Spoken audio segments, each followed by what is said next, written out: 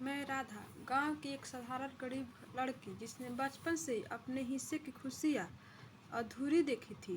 पापा खेतों में मजदूरी करते थे और माँ घर घर जाकर बर्तन मांजती थी। हमारी झोपड़ी में अक्सर चूल्हा ठंडा ही रहता और मैं सुबह सुबह गांव के कुएं से पानी भरने जाती तो दूसरे औरतों की बातों में अपनी गरीबी का मजाक भी सुन लेती।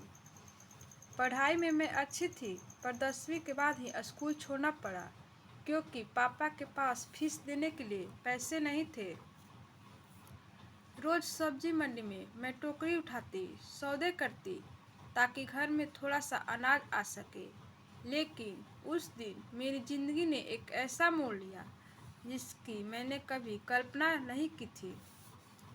दोपहर को मैं मंडी से लौटी, साड़ी किनारे से फटी हुई थी, बाल पसीने और धूल से चिपके हुए थे।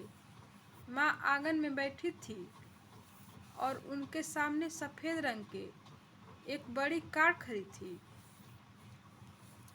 कार के पास खड़ा था एक लंबा सा साफ सुथरा आदमी जिसके कपड़े महंगे थे और आंखों में अजीब सी चमक थी।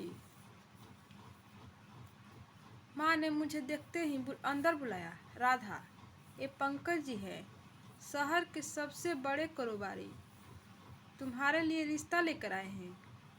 मेरे पैरों तले जमीन खिसक गई। मैं तो सोच भी नहीं सकती थी कि कोई अमीर आदमी मुझसे शादी की बात करेगा। लेकिन पंकज जी ने बड़ी सादगी से कहा, मैंने इसे कई बार मंडी में देखा है। इसकी मेहनत और ईमानदारी में वो चमक है जो करोड़ों में ही नहीं मिलती। हमारी शादी सादगी से हुई, बिना दहेज, बिना शोर शराबे के। एक दिन पहले तक जो लोग मेरी गरीबी का मजाक उड़ाते थे, शादी के दिन वही लोग मेरे महंगे लहंगे और सोने के गहनों को निहारते रह गए।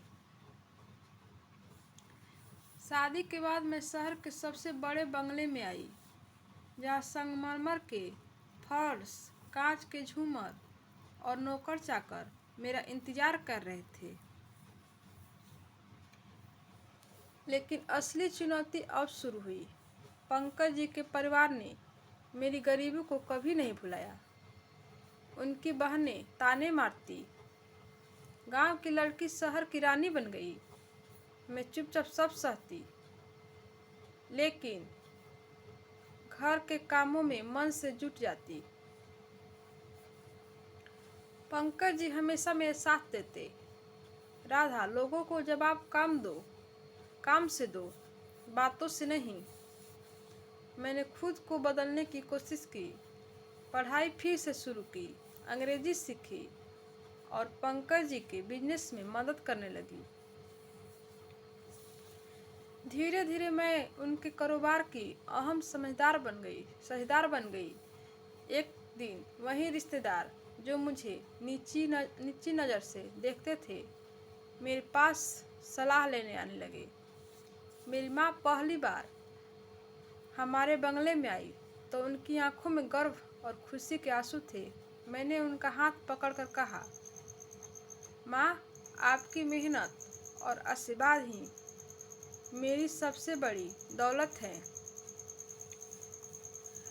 आज भी जब मैं उस दिन को याद करती हूँ, जब फटी साड़ी में मंडी से लौटी थी, तो दिल में यही आता था, कभी किस्मत भी मेहनत करने वालों की ऐसे तोहफे देती है जिनका वो सपना भी नहीं देख पाते।